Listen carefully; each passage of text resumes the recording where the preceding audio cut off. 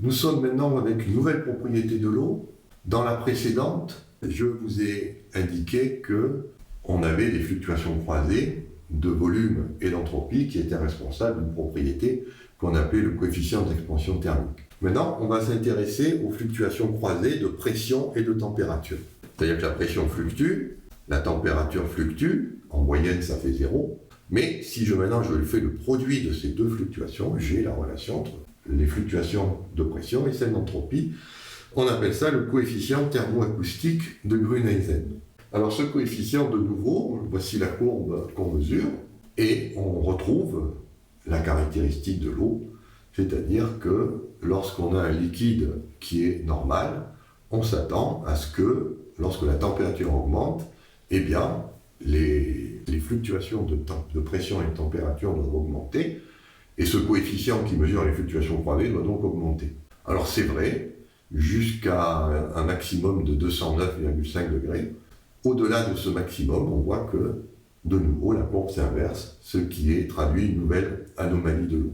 Alors ce coefficient thermoacoustique, donc, il mesure l'aptitude à changer de pression par variation d'énergie à volume constant. Il est extrêmement intéressant parce que c'est lui qui va vous dire, lorsque vous envoyez de la chaleur sur un matériau, comment la pression que subit ce matériau va changer. Donc ça, on va le retrouver, évidemment, ça se mesure sur l'eau qui est dans les océans, mais ça se mesure aussi sur l'eau corporelle. C'est comme ça qu'on peut faire de l'imagerie en envoyant de la chaleur sur un corps et en regardant les variations de pression. On peut faire de l'imagerie médicale grâce à ce coefficient de Grüneisen. Voilà.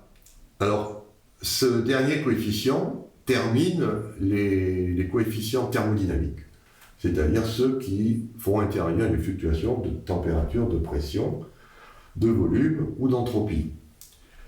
Il est vrai qu'il y a encore d'autres fluctuations croisées que celles qui correspondent au coefficient thermique d'expansion ou thermoacoustique, mais ces autres fluctuations, elles sont en fait fixées. Par exemple, pour la fluctuation croisée de pression et de volume, en fait, on peut montrer que c'est une mesure de la température, en fait. Et les fluctuations croisées d'entropie et de pression sont toujours non corrélées, c'est-à-dire qu'elles sont nulles. Donc il n'y a pas de coefficient qui est associé. De la même façon, quand on avait le coefficient d'expansion thermique, on avait la fluctuation croisée entropie-température qui définissait la température, et la fluctuation croisée température-volume qui était toujours nulle.